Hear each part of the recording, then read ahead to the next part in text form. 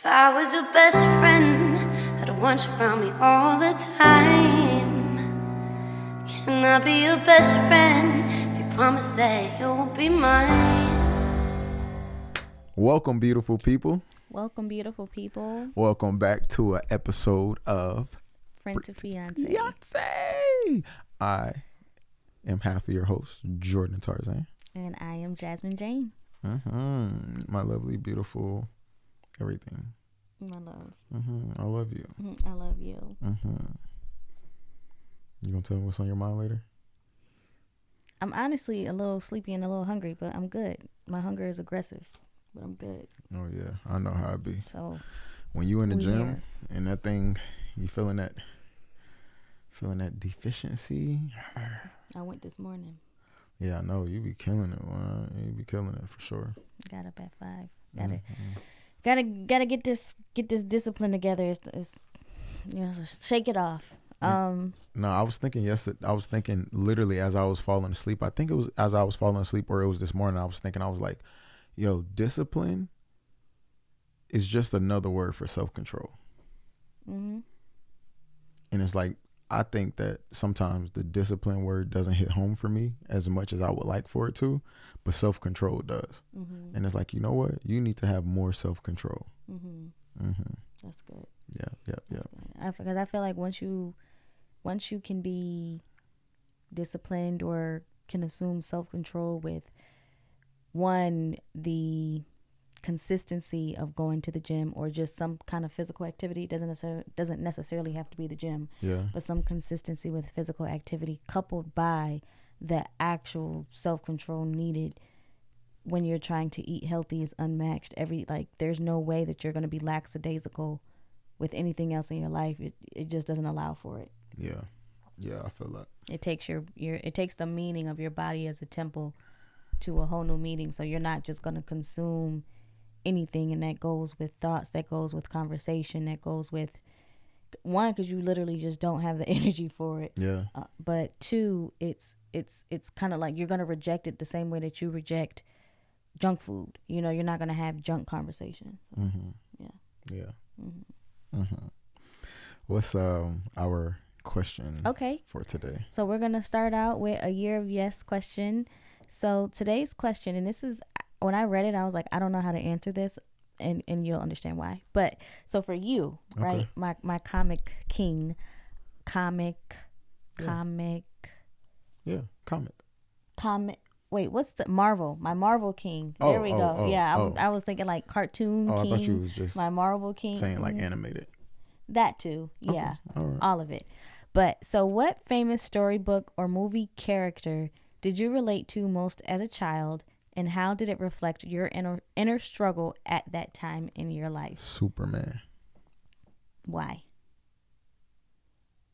Because nobody could beat him. Well, I don't have one. So I don't have one. She didn't grow up watching any cartoons. I didn't. Like literally, her childhood was. It was good. So I'm gonna stop you there. Okay, it was just different. It was just different. You know, like 2 days ago, maybe earlier in the week, he was sitting down eating breakfast and like legit had on cartoons, and I was like, you really think I'm about to watch this? And I just, I was like, okay, I'm just let him be. I just don't. I don't. But that's neither here nor there. So anyway, today. Today. Listen. The struggle is real because it's so crazy watching her disconnection with cartoons, and it's like you can tell, like in her mind, it's like that's for kids. Like why would I be interested in that? But that's because as a kid, she didn't get to watch the stories and grow into them. Now, if we were to sit down, like there has been different cartoons that we've sat down and watched, like, well, primarily the movies, and I can appreciate a good movie, but I mean, it's no different than it's really just cultural differences. And this is why context is always important, because you can have similarities and share common themes, but have completely different life experiences that developed your viewpoint. And I say that because even when it comes down to comedy, like jokes, he will be on the floor dying laughing, and he'll show me something, and I'm just looking like, why is this funny to you? Yeah. How is this funny to you? Yeah. And it's the craziest thing. Like, and I'm talking about all the urban jokes and all of that. Like, she was just like, what? Like, and I'm like, all right, just forget it. Just forget it. It's like, no, baby, no. I just walk out. Just forget it. Just never mind. He gets annoyed, but I'm just like, I genuinely don't understand. So be patient with us, okay? For those who did not grow up in urban environments, men, you know, when you get a wife who did not grow up in urban, be patient with her. And if you did, because we genuinely don't understand. I genuinely don't see the humor in it, you know. But I appreciate that for you. Appreciate that for me. I do. I feel bad about that for you. No. But it was cool. So you don't have anyone at all? No. Okay, okay, maybe not a cartoon. Maybe So one of my favorite movies as a kid that you could relate to. I endlessly watched the Princess Diaries growing up. Matilda. What? No, the Princess Diaries. No, you didn't like Matilda. I'm just saying. Did you watch that though? No. Oh my God, we're gonna watch it. Anyway, tomorrow. It was with Anne Hathaway. It was the Princess Diaries, and it was. She was just like the underdog the entire movie, and it was just, you know, with my culture environment, you know, I kind of felt like her. Oh, wow. Just as a black girl. Yeah, so. You did become the queen. Look at that. Look at that peak of panish. Oh. I was about to make a joke. What's the joke? No. Because I don't want to. Because it really was a joke, and I don't want people to take it like it wasn't a joke. What's the joke? No. I don't. Well, you know, I don't. We got to be careful what we say. Okay. Okay. Well, let's get into it. So today's episode, it's gonna be a lot of fun to talk about. We're gonna talk about how we planned for the wedding, which was really interested. And 6 months later, because that's literally the timeline from when he proposed to when we said yes. And yes, so I proposed in December, and then we got married in June. Yeah. Right. So June was a significant day for me for around that time for multiple reasons. Significant month. Yeah. Yeah, significant month. For multiple reasons. So June 4th specifically is when we got married. So we got engaged December 25th, and we got married June 4th. So I remember soon as we got married, I'm sorry, not married. Soon as we got engaged, it was just cool. It was just like this. I remember this moment of bliss and just expectancy during that time. And when we started to plan for the wedding, instantly, when I tell you instantly, I got stressed. Baby just got stressed. Yeah. Like, because I was not the little girl, like, when, you know, like, and I've talked about this before, like, now I love getting dressed for an event like that. Forget the event. I just want to get dressed for it. You know, I didn't feel that way about our wedding. Yeah. But because I was not that little girl who dreamt of getting married, like, so I didn't have it laid out. So because this kind of was just like, here you got a husband, you know, I'm like, what do I even, you know, like, how do I even plan for this? And mind you guys, I had just graduated, so like I was totally focused on trying to get a job. I'm like, I'm trying to get some stability here.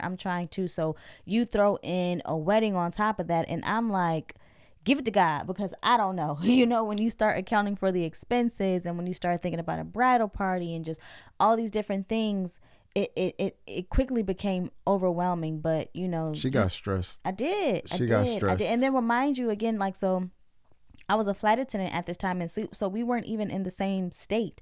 We were, you know, we were doing this for much of the time. We were doing this from two different locations. You know, he was in Charlotte, meanwhile I'm in DC, and then we didn't plan to get married in North Carolina. We planned to get married here at the beach, you know, in Florida. No. First, we didn't plan anything. Let's go through the planning all together. Go through the steps. So initially, she was stressed out, you know. So I remember when we first spoke, you were like, when we start talking about it, we're like, okay, so let's think of a plan. So I was thinking about different churches, different venues, and then you started going through the list of different people.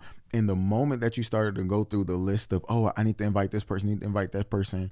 Oh, well, this person's going to want to come, and oh my gosh, then how many seats? I mean, do you think? And I'm just sitting there on the phone. I remember we were on the phone, and I was sitting there thinking, like, this woman is seriously tripping right now. Like, 'cause she went into this frantic mode, and it was almost like you was having a conversation with yourself. And I'm just sitting there listening, and you're just going through these different things. And I'm like, my love, it's not that deep. We're going to figure it out. Yeah, but and I don't know, whatever it is. But he doesn't, you're not I pre-plan, right? So I am a very logistical person. So there is planning, there is preparation. Baby is off the whim, like very much, what's the word that I'm looking for? Very much unorthodox, very much, spontaneous. Yeah, which is great. However, when we talk about people commuting from out of state, mind you, I'm from New York, so all my family. But you see how she's just going into all of this data. But that y'all, like literally, women, y'all feel me. But and it's not that it's wrong. It's just that it's so abrupt that you don't even get a chance to process what you actually want. It goes straight to public pleasing. And then we had a 6-month timeline. So I'm just thinking about from the realm of what I would. Public pleasing. No, not public. Public pleasing. No, not public pleasing, but from just like, the knowing that I would have certain family members that will want to attend. It's like, can you give me some time to prepare to even partake? So like, I know when people, my family members now even hit me with something that's like, hey, next month in 2 weeks, who coming? You know, so it's like, can I get like 3 months, 4 months? And sometimes some people need a little bit more time than that. But even right now talking about it, you're wound up. Okay. And the wedding's forever ago. Like, but that's because of the planning aspect, my love. Like, that is, I am a planner. Like, okay, so which I can understand that, but can we say this? Yeah. Without it even going the way that you would have had it went, we're still here. It was still amazing, and it was still awesome. And it was. So that just goes to show is that this idea that I have to be like this for things to go well, or it's necessary for me to be like this for it to go well, not saying that there's something wrong with your planning, but with the idea of I have to be like this for something to go well, isn't true, and it isn't healthy either. Because it's just I don't know if I agree with that. Well, but again, you're saying you don't know if you agree with it, but it didn't plan out the way in which that you would have had it planned out, and it was still way more beautiful than what you could have planned. So but that's in the details. So once we get into the details, they will understand why. And I completely agree with that statement, but it's in the details and how God orchestrated for it to happen that way. Right. So what does that mean? We have to leave room for divine intervention. Amen. Yo, y'all see what I do it? Okay. So you gotta bring her back. Sometimes you gotta bring her back to earth. You know what I mean? Because you bring me back to earth in a sense of sometimes when I'm dreaming super big and it's not, and I need to break it into steps. Mm-hmm. So you'll bring me back down in there, and for me, I bring you back down. Yeah. So moving forward, we were having that conversation, and literally within the same conversation, or at least the same day, when we were talking, and we were like, you know what? Let's just not even do it here. Mm-hmm. Let's not even do it in a place where all of our people know us. Right. Let's do it somewhere where people are going to have to travel, and that right there cuts the number down significantly, because there's a lot of people who are not going to travel this short notice, right within that 6-month time span, especially by the time we figured it out, maybe it was like 4 months. Mm-hmm. Yeah. And so we knew by doing it out of state that where people will have to travel, it would automatically cut the number down. Right. Because we knew some people were going to try to just show up, and it was like, that's not an option because this isn't that. Right. Because a lot of people, if you do, so in our mindset, we were like, well, if we get married in a place where we know everyone, then everyone will just want to show up. Mm-hmm. And that's going to be on our ticket, on our behalf. When in all reality, it wasn't that many people that was around us at that time. Right. So we didn't really want it to just be a gathering of just a whole bunch of people we knew. We wanted it to be a real moment with the real people who followed our path in real time. Yeah. A very significant and intimate that we wanted it to be, because that's how we felt like our relationship was, and how we came together. The ingredients of how we came together was significant and intimate. But moving forward, when we were on the phone, I remember mentioning, I was like, let's just have it at Florida, have it at the beach. Let's just get married at the beach. On the beach. And she was like, oh, that's a great idea. And literally you could see all the stress just go away. Now, mind you, we've been together 7 years now. So I've seen those moments multiple times where it was like the strain and then the stress just goes away. But then it went from that to like, oh my gosh, what about bridesmaids? But your decision made it so easy for me. Yeah, because she was mentioning, okay, what about bridesmaid? And then I got to invite this person, this, or maybe this, or XYZ. And I was like, well, let's not do any bridesmaids or groomsmen. You know, so we just simplified it all together. You tell them why. Because it stuck out to me, and I was like, you said there's nobody I would want up. There's nobody that I would rather have. No, I know you something along the lines of it. I might not get it all the way right. You said there's nobody I would want to share this moment with up there. There's nobody I would rather share this moment with and have up there other than you. You said, I can't get it together, y'all. Maybe it's hunger, but you said something like that. Do you remember? Yes, yeah. What is it? Yes. There's no one I would rather have up there with me rather than you. Yes, there we go. That was not going to come in those words, order. But you basically said it. Yeah, for sure. Because again, remember, you guys, I didn't get the ring off rip. Like, I didn't get a real ring initially, right? Because again, I wanted to make sure the significance and the intimacy of it was there. I didn't want it to be superficial at all whatsoever, because I come from a culture of superficial. So I wanted to be intentional about making sure I didn't feel like any part of our story was insignificant or dull or just watered down or superficial. Even just hearing you say that, you are a different man when you don't submit to superficial. You are a different man. Yeah. Well, moving along, and I appreciate that, you sweet woman.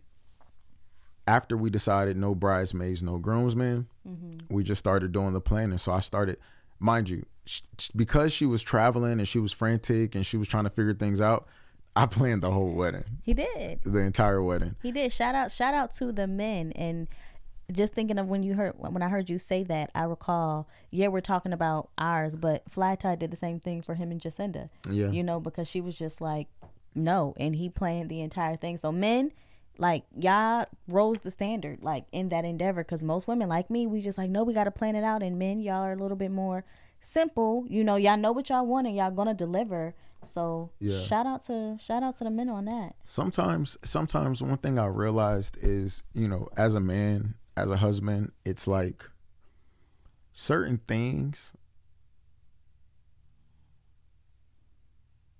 conversations we can't really negotiate our way to peace when you're frantic. Certain conversations and topics, you kind of need to take charge in. Let me just take that from you. No, I get that from you. I get that. You know. I get that. Versus trying to negotiate our way to peace in certain scenarios. It's like, all right, well, let me just take this off your plate altogether. Yeah. Now it's not even a factor for you. Yeah. You know, so.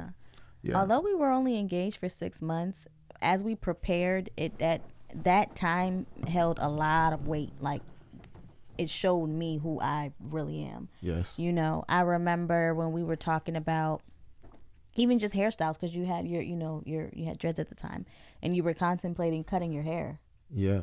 Yeah. And I was like, no, like, I love your, like, and I was not a woman that liked dreads. Like, I loved a fresh cut. But his dreads were so beautiful, so well maintained, so, you know, so well taken care of. I was like, no, like, keep them. Like, I've grown to actually like them. Like, now you want to cut them, you know? But that was more so in her head.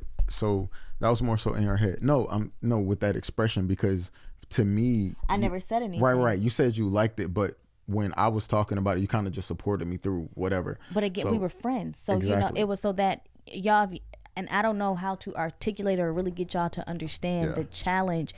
Like, even, it wasn't up until maybe 1 or 2 years ago that I really started to express the appreciation that I have for his hair. Otherwise it was just like he was so used to being complimented on it that I didn't think that it meant anything coming from me. I was like, I appreciate them, I like them, but it really does make a difference when compliments or when adoration comes from you. Even if they know it, they need to hear it. And I was not intentional in that. And so on both sides. Yeah. And that's a thing right there that you just mentioned that's really good. Is that at one point, I mean, it's been a couple years since we've moved past that, but at one point there was multiple compliments that you wouldn't give because you felt like I was already getting them from other people, so you didn't feel the need to give them to me. And he would get them all the time, like on whatever the topic is, But she felt like because I was getting them other places, it wasn't that important. That was a known thing. And I'm like, right. Well, you hear it all the time. Why do you need to hear it from me? But when you get to a point where it's like, okay, well, you're the only voice that truly matters. Like, correct. I appreciate it coming from everybody else, but at the end of the day, like yours hits my heart. Theirs hit my head. It's just like, oh, thanks. But yours hits my heart. Yeah, that's a good way to put it. All right, yeah. And I remember you said, and I was like, well, why do you want to cut them? And you said, I'll never forget this statement. Now, I don't know, part of me was like, do he really mean that? Or is this just something to butter me up to like, just be like, all right, go do what you want to do. But because your dreads were such a prominent part of your individual image, you said, when people see me like post marriage, I want them to see me for us and not see them for me. Yeah. And that hit, and I'm like, I will never forget that. And I was like, oh, this man not playing. And I'm like because I knew how much his hair meant to him, like you didn't just let anybody just touch your hair, you didn't do just anything to your hair. And I'm like, here you are ready to cut them because it meant because it held such a part in your individualized image that it was just like, when they see me, they don't even see the person that they were used to, they see a whole new man. Yes. Yeah. I remember feeling like, because throughout my life, well, I had my hair since like 2005, and then that was 2015, right? Or 16, 2016, going into 2017. And so that was 12 years in itself. And all the people, me with my rapping, my hip hop, my music, it's just so much of my identity was aligned with my hair at the time that I just felt like it was so attached to my past. And the only thing that I really kept thinking about was, I don't want, when people from the past or my past see me, to still be able to feel like, to be able to identify me, honestly. It's like, oh, that's just, or oh, that's, and it's like, no, it's not me, it's a we now. And that's what I really wanted to make sure, that message was clear, that I was detaching myself from the past, and I was not connected to who I used to be. But address me as who I am now. And who I am is a person that has been made one with another person. And it is about us now. It's not about me. It's not about your history with me. It's not about your memories with me. It's about me and this woman. Right before our wedding, I cut my hair, and it was really significant for me, because for me, it was like a new dawn. So regardless of getting them back later, in that moment for me, it was a new dawn. And that new dawn, that new chapter was us, me walking into the us, and us being introduced to the world as a unit, versus, oh, that's, and he just married, now there's no separating us two from even people that knew me in the past. So that's one thing that I really, really, really appreciate about our story, that moment right there. There was something else I was trying to think of, and then the hair story threw me off. Oh, I'm sorry. I can't remember what the other story that I was trying to think of.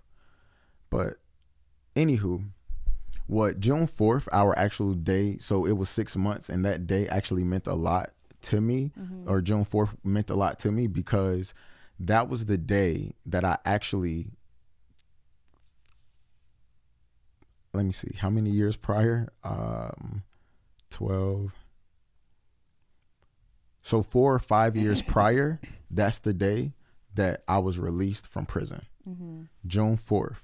So when I was 17, I went to prison for 13 months, primarily on a probation violation. But the backstory to me being on probation was being a knucklehead, hanging out with some people, doing foolish things, which we got some stuff coming your way that would give you more insight into that story, into that time of my life. But either way, when I got on probation, I ended up on probation.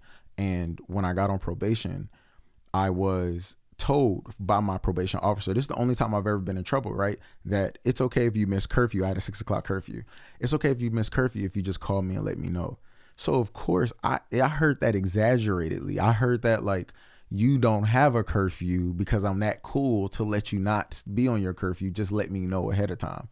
So I was leaving her messages all the time because she was out of the office by 6. So when I was calling her, she wasn't answering anyway. So I was just leaving her messages like, hey, I ain't gonna be home. Yeah, I ain't gonna yada. And y'all, I just didn't know any better. I was young. I was ignorant to the fact of what the law really was. And you on probation, you're not supposed to go out of town.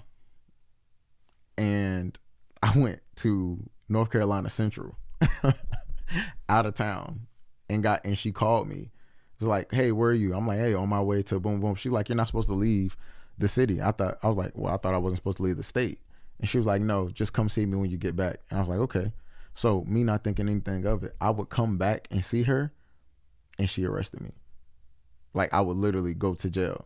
And then it wasn't like a charge, but it was like I still had to bond out. It wasn't something I had to go to court for, but it was like I still had to bond out. And that happened multiple times because I just was ignorant and she didn't educate me to it. And my family, my household wasn't people who got in trouble with the law. So there was no one really to educate me on what really I was supposed to do on probation. And she always had an attitude. I remember one time I walked in and she was like playing Tyrese. How could you act like that? Like her ringtone was, how could you act like that? And she was in a bad mood. So clearly she was going through a breakup. And I was just thinking, I was like, man, she definitely about to lock me up today. And she did. Well, the lesson there is ignorance of the law is no justification of the law.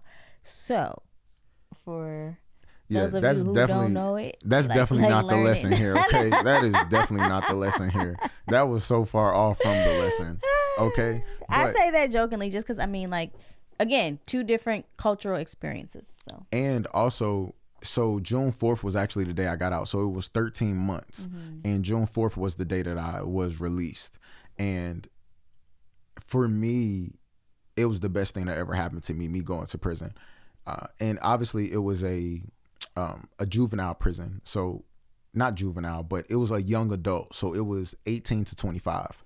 And in there, I was just so blessed. I remember God like giving me this maintenance job, and I was able to leave off of the compound multiple times. The maintenance people wives used to like cook for them and then make a meal plate as well and bring it to me. I mean, then they used to bring me food and we used to have dinner together and we used to watch TV. And it was just so many times where they would just, cause they were allowed, whatever job that you had, you were allowed to pull the person out to work at any time, pull them out of their cell to work at any time. So or out of their room. And so they would just pull me out all the time. And I just remember being so blessed during that time that I just remember growing into a man during that time because I was so secluded. And when I got out, it was like I just hit the ground running. And I got out June 4th. And for me, us getting married on June 4th was kind of like a rewriting of history for me, because I didn't know I was going in there, because I didn't realize the extent of the repercussions of my actions at the time. And then so when I got out, it was a great moment, but I went in a teenager, I came out a young man. And I was able to think faster. I was able to be more focused. I knew exactly what I wanted and I went after it and I never turned back, hit the ground running, came home, you know, went to community college and did all my music stuff and just tried different companies and businesses. And June 4th, I don't know, for me, it was such a special day because I got out. But for me, it was like a checkpoint. It was like a lap around the earth for me, because it was like, I remember June 4th 5 years ago, and now we're coming up. It was just like a no-brainer. It was almost like God basically was telling me June 4th, the date, just to remind me of his faithfulness. That's good. That's good. So, I didn't have a date in mind, so when he asked, I was like, yeah, let's do it. Yeah, and then, so it was 6 months, you know. So that was the significance of June 4th. It's just so awesome. And it's funny how God, because I just want to say this for anybody that's out there that might be going through anything, you just never know what that date the next year will look like.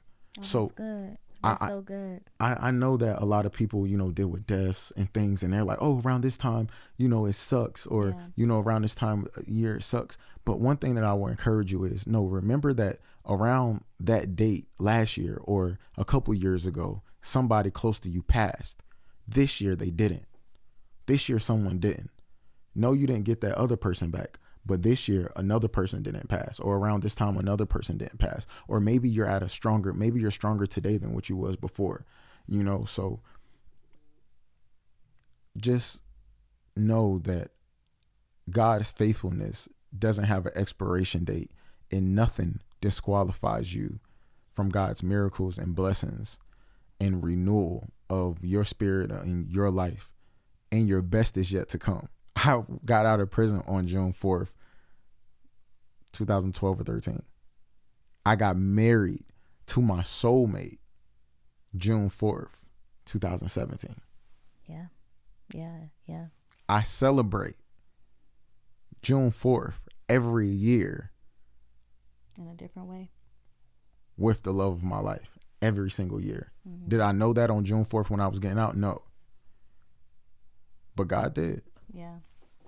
Yeah, that's so good. That's so good. So that's why our engagement was only 6 months, because one, we didn't want to stay engaged long. We didn't see the value or the purpose in it. But also, two, I believe that God put that date on my heart. Yeah. No, that was really good. That was really good. What are some other significant moments that you can think of during the time of our engagement? Like out of some of the decisions that we made in preparation for the wedding. Well, I can speak to one. It wasn't significant. It was a frustrated moment because I did not have any bridesmaids. Most of my wedding dress shopping I did by myself. And so all of the bridal stores that I went to, I was so annoyed. Okay, bridal consultants, like when people tell you what they want, please listen. Right? Like I told many of the consultants, I am getting married on the beach. I am looking for something light. I knew I wanted a mermaid style, and the rest of it, I didn't care about it. I said, I don't want all this lace. I don't want all this tulle. Give me something light, mermaid style. None of them listened. So I ended up buying a $500 dress off of, I can't even remember the website, offline. And actually my grandmother brought it for me. And then I ended up paying like an extra maybe $200 or $300 in alterations. Yeah. Y'all, listen, our setup was so sweet, and God blessed it so much. Yeah. Because I remember calling different people down in Florida trying to figure out the right place, and like, all right, you know, this place or that place, this place, and trying to just figure out the perfect place where we could get married in Florida. And then so I remember us driving down to Florida, and during that trip we went to, I think we went to, what is it? Not Pensacola. Destin. Yeah, we went to, was it Destin? Navarre. No, Destin. Yeah, we went to Destin. And then what we did was found out about Navarre. In Navarre, Florida, they call it Florida's best kept secret. And man, that water is absolutely beautiful. Yeah, it's gorgeous. So we didn't want to just go there. I mean, we didn't want to just book with someone or book in an area and not know what it looked like. Right. So we wanted to make sure that we went. And when we went, and we touched that sand, and we seen that ocean, we knew for sure this is it. Yeah. this is it. And God was guiding us through it all. He was. Because it was so seamless. He was. But it was seamless. It was almost seamless because we were like trusting him, and we simplified it. And we kept it honest. Like, we were very authentic with ourselves and with everybody throughout the entire process, from no bridesmaids, even down to me contemplating whether I was going to allow for my dad to walk me down the aisle or not. I remember having a very candid conversation with him, a hard conversation. And, I told him, like, basically he didn't get the honor of walking me down the aisle, because I told him, I said, in my heart, I feel like you gave me away a long time ago, and I'm not going to negate reality for the sake of a traditional ceremony. When I look back on that statement, I was like, that's kind of hard to receive. But for me, that's truly how I felt, and thank God today, me and my father, we've had some conversation, and, some reconciliation has been had. But on that day, we were actually going through a lot of being honest in a lot of different ways, Yeah. And even when it comes to like different family members feeling like entitled with things, it was one of those things where it's like, you either make it or you don't. Yeah. You make it or you don't. This is where it's happening. I think we told a lot of people, like, you're not invited, respectfully. No, we did not tell people they are not invited. We did not tell. Well, not a lot of people, but I know we did not tell nobody that they're not invited.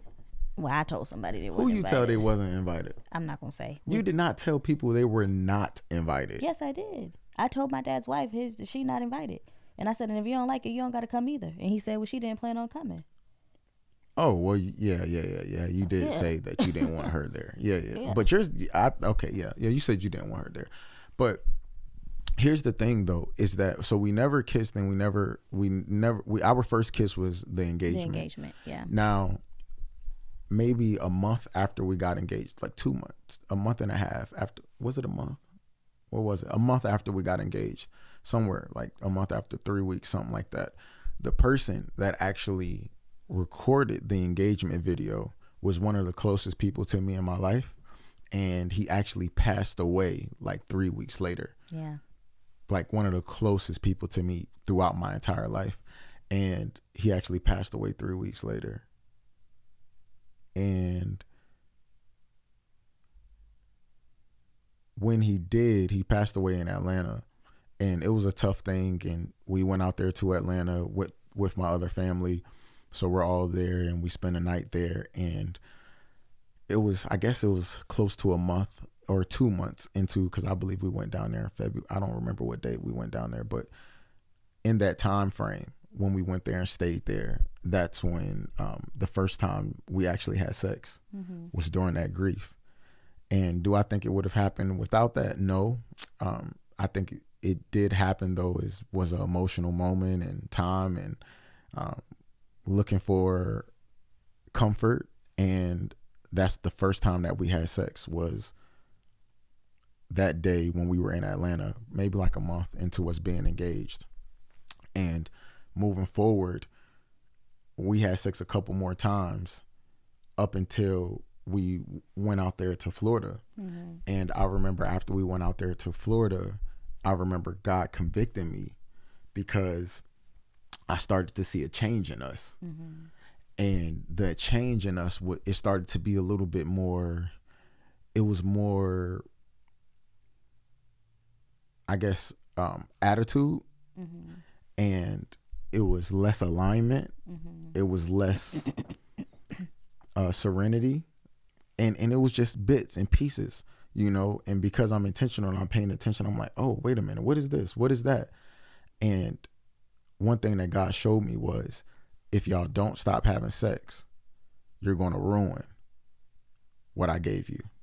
And by no means, like, do we think that it was okay. Like, I still hate that for us, just because of what my stance was, as a woman. And I recall our mentors, actually, when we divulged that information to them, she was like, that's going to take away from your story, and you were like, no, if anything, like, God is going to, use it, but it's, so we say that to say, like, be mindful of times that can compromise the goal. Yeah. Be mindful of that. Yeah. Yeah. Be mindful of that, because I recall it And I remember basically having an outer body experience because I was like, is this even happening? It's not happening. There's no way. You know, like I remember the first time I was like, there's like, no, like there's no way. Like she was mad. She was like, there's no way this man. No. It's not right. Okay, no. Okay. Okay, like literally I was like, there's no way. And I felt. She said she was having an out of body experience. You hear me? No. Okay. All right. Okay. I felt so guilty, like with God, you know, and I felt like. But it wasn't. And shameful and. But later, not like in real time. Yes, in real time. I didn't communicate that to you, but it very much was. Wait, you didn't communicate that to me, and we had sex multiple times after that. I'm talking about the very first time. Like after that, obviously, you know, but but again, that was also just a very foggy time because of the level of grief and just, you know, it was just. I don't remember no remorse. I'm just saying.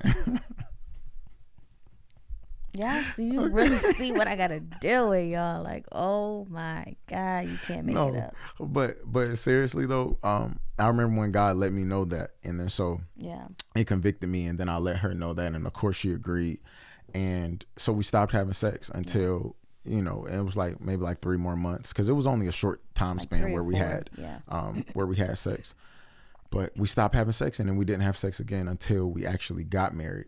So that was a thing too. So just for anybody out there that even feels like, yo, well, now that we're engaged, let's go for it.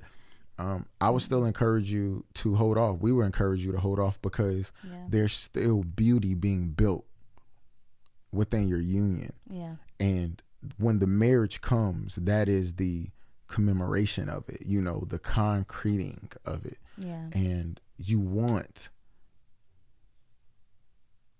the sex to be blessed. # blessed sex. Blessed sex is so much better because what happens with blessed sex is now you're building a relationship with the person in a sexual way. And I don't mean that in a sense of it's harder to get to know a person sexually when you aren't married to them because a lot of the attraction and a lot of the connection is coming from lust. So you don't get to know them, but it's much easier to have sex with a person that you don't know, as opposed when you get married, it's like because you have full permission and because you have access, you don't know how to engage it. Well, it's you know how people make the joke of like when you get married, you'll have less sex and XYZ. Well, a lot of the reason why that jokes or those sayings even exist is because a lot of us, we primarily have sex from a place of lust. Yeah.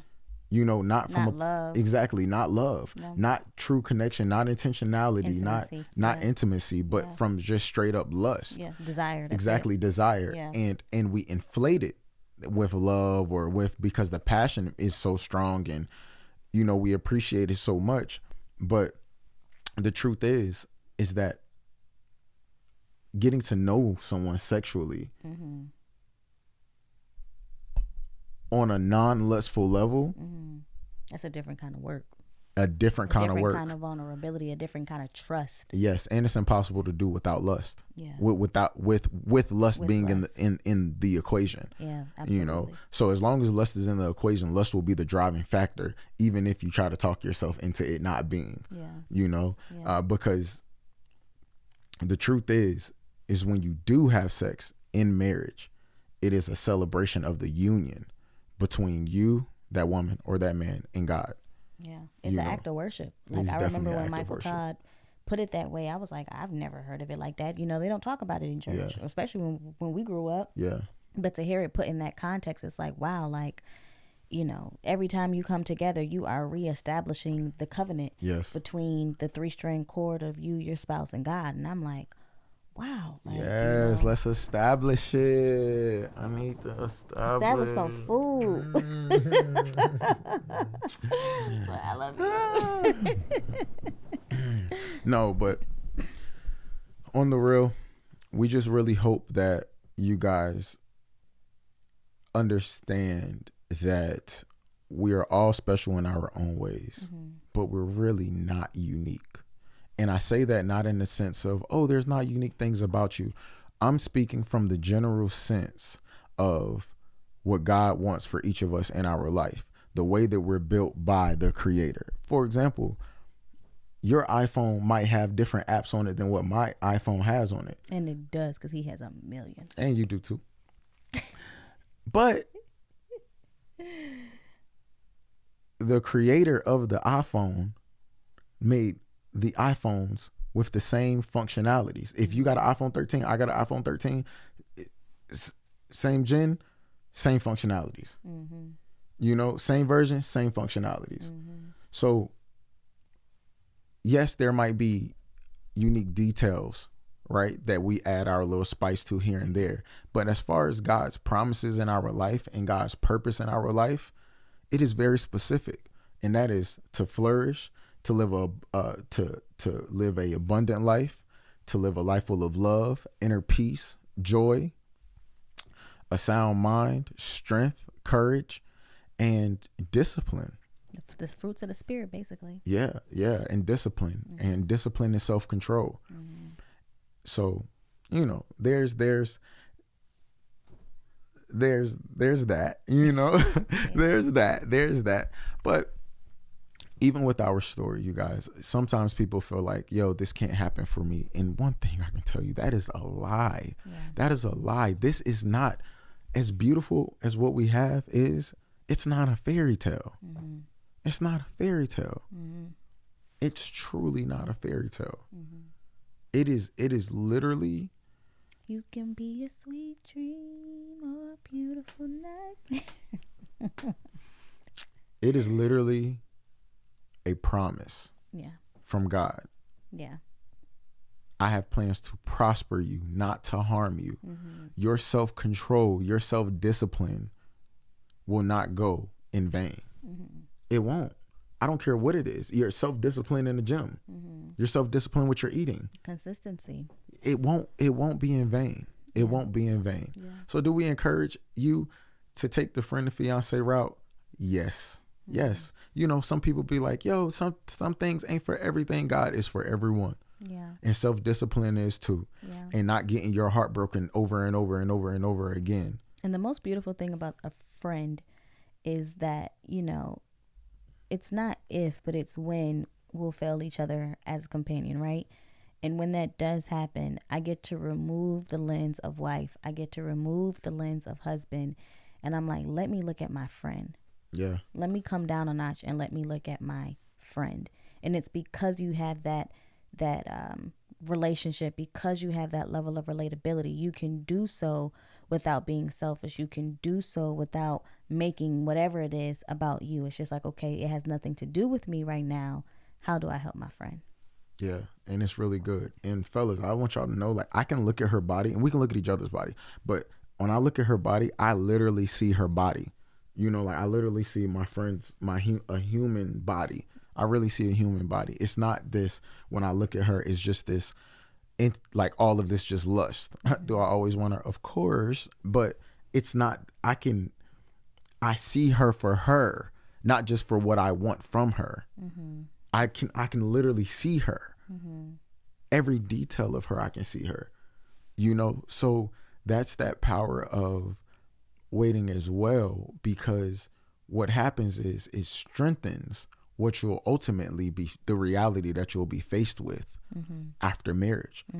And the reality is human to human. There's no more of this bliss of wonder, bliss from wonder, you know, to where it's like, I'm more in love with the possibilities of what we could be versus the reality of what we are. Yeah, no, that's good. That's good. Hey, you beautiful people, please make sure that you subscribe to our Patreon. You can find the link in the description or even in our Instagram bio. So please make sure you reach out to us if you have any questions. We'll be sure to start answering them on the podcast in the future.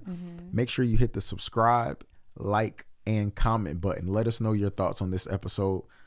I love you, beautiful. I love you, sugar. And we love y'all. And we love y'all. Peace.